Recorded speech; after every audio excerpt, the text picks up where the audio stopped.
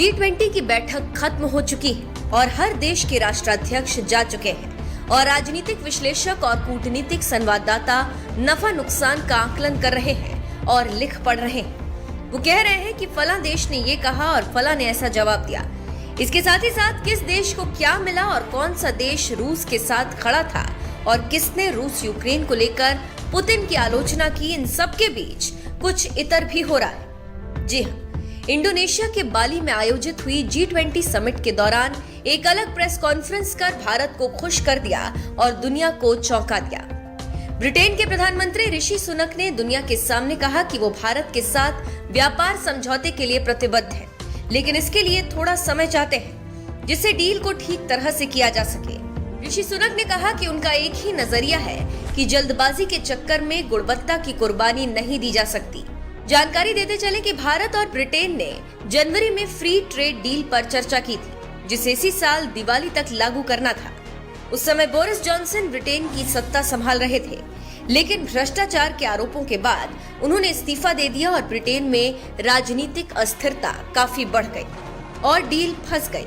फिर Liz truss आई, लेकिन उनका कार्यकाल भी उथल पुथल भरा रहा और वो कुछ नहीं कर पाई, बस सत्ता बचाने की कोशिश करती रही, लेकिन भारत के साथ डील ना हो सकी। लेकिन अब उसी डील को सुनक भारत के साथ करना चाहते हैं। इसी को लेकर प्रेस कॉन्फ्रेंस की और बताया कि वो भारत के साथ कैसे डील करेंगे। जानकारों की माने तो अब जब ऋषि सुनक ने ब्रिटेन सरकार की कमान संभाली तो ट्रेड डील को लागू करने की आशा फिर से जग गई और इसे लेकर ब्रिटेन की सरकार काम कर रही है। I think there's excitement about India taking the baton. Prime Minister Modi made an excellent speech at the close of the summit. People are looking forward to supporting India in that, and we certainly will. I think there's excitement about India taking the baton. I think Prime Minister Modi made an excellent speech at the close of the summit, and there's a lot of positivity about about all the positive things that have come out of this summit being carried on into India's presidency, and people are looking forward to supporting India in that, and we certainly will play our part in the United Kingdom to make sure that we do that. As well as the trade deal with India, which we remain committed to, but we need to make sure we get these things right, and that's what I will do. तो सुना आपने क्या कह रहे हैं Britain के PM. इसे लेकर ऋषि ने ट्विटर पर भी लिखा और कहा कि यूनाइटेड बाय फ्रेंडशिप, एक मजबूत दोस्ती, और एक फोटो डाली। फोटो में सुनक और मोदी एक दूसरे का हाथ पकड़े हैं और मुस्कुरा रहे हैं। इसके साथ ही साथ हम यहाँ पर एक और बात बताते चले कि अमेरिका के साथ फ्री ट्रेड डील को लेकर ऋषि सुनक ने कहा कि उन्हें आशा है कि ब्रिटेन और अमेरिका अपने आर्थिक संबंधों को और गहरा कर सकते हैं।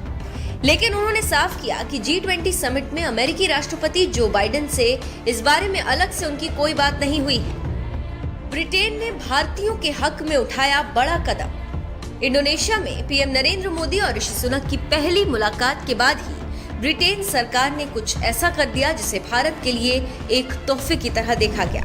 ये बात हम आपको पहले भी बता चुके हैं, लेकिन प्रसंगवश यहाँ पर फिर से एक बार बता रहे हैं। ब्रिटेन सरकार ने 18 से 30 साल के बीच वाले युवाओं के लिए हर साल 3000 वीजा जारी करने का ऐलान किया। ये वीजा उन युवाओं के लिए है जो ब्रिटेन में जाकर अपना करियर जमाना चाहते हैं, लेकिन करियर संवारने के लिए भारत के बच्चों को सिर्फ 2 साल मिलेंगे। ब्रिटेन की ऋषि सुनक सरकार ने यंग प्रोफेशनल स्कीम पर मुहर लगाने की घोषणा करते हुए कहा कि भारत पहला ऐसा देश है जिसे इसका फायदा मिलेगा।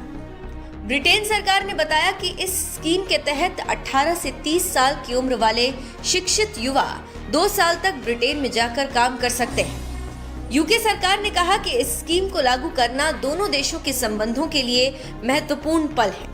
इसके साथ ही ये स्कीम इंडो पैसिफिक क्षेत्र में भारत और ब्रिटेन की अर्थव्यवस्था को मजबूत करने के लिए यूके की प्रतिबद्धता को भी दर्शा रही है। तो आप समझ सकते हैं कि कैसे भारत को लेकर ऋषि सुनक तैयार हैं और जज्बे के साथ काम कर रहे हैं। अब देखना होगा कि आगे कब तक ब्रिटेन के साथ भारत की ये डील होती है और क्या होता है।